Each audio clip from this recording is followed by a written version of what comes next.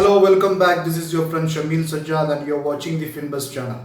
This is the place where you come for in-depth content in business and finance. This is the third episode of our mutual fund series and today we are going to discuss about hybrid mutual funds. Hybrid mutual funds are mutual fund schemes that invest in multiple asset classes like equity, debt and commodities at the same time. More and more complex hybrid mutual funds are emerging with the advancement in technology and fintech. Financial engineering is constantly striving to build more complex models in this particular product segment. The first type of hybrid mutual funds are monthly income plans. As the name suggests, these type of schemes try to pay out a periodic dividend to the investor. But it is not necessary that the income is made every month. As the objective of the scheme is to pay out periodic income streams to the investors, predominantly these kind of schemes invest in debt securities. In order to achieve growth of the units, some part of the funds are also invested in equity instruments. The best monthly income plans are Baroda Pioneer Conservative Hybrid Fund, ICICI Prudential MIP 25, DSP BlackRock Regular Savings Fund, Aditya Birla Sun Life Regular Savings Fund. The second type of hybrid mutual funds are capital protected schemes. Capital protected schemes primarily try to protect the capital of the investor at the same time trying to generate an income for him. This is achieved by investment in zero coupon government securities. Zero coupon government securities are those debt securities which do not pay a regular interest but accumulates the interest and pay it along at the time of maturity.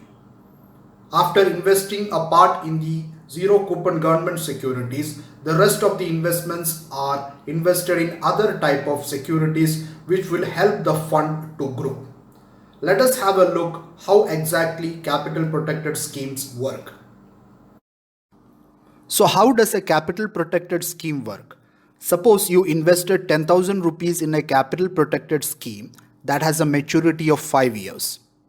What the fund manager will do is, first of all, he will keep apart a portion of this particular fund for investment in a government security, which is a zero coupon government security.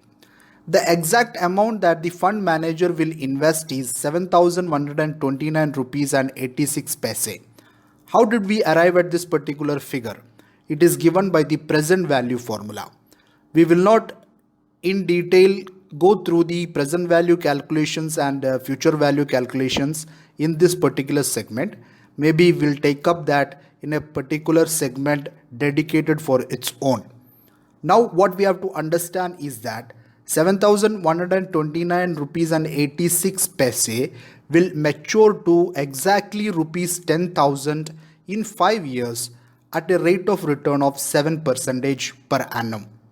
Now the fund manager is left with 2,870 rupees and 14 paise, which he can invest in other securities which can yield higher rates of return. So this is how capital protection is coupled with higher rates of return in a capital protected scheme. Investments in capital protected schemes can be made only during the new fund offer. After the new fund offer, it is not possible to make investments in the capital protected schemes as these schemes are closed-ended schemes. The maturity of these schemes are closely aligned to the maturity of the zero coupon bonds in which they are investing. The best capital protection schemes are UTI Capital Protection Oriented Scheme, ICICI Prudential Capital Protection, Sundaram Cap Protection 5 years. I hope this video has added to your investment knowledge. Please stay tuned to this channel in order to find value adding content on business and finance. If you have not subscribed to this channel, please subscribe and please share the content of this channel to like-minded people. I have given the links of all the schemes mentioned in this video in the description box below for your convenience. You can also visit my blog thefinbus.com for detailed articles on the topics covered here. Thank you and see you again.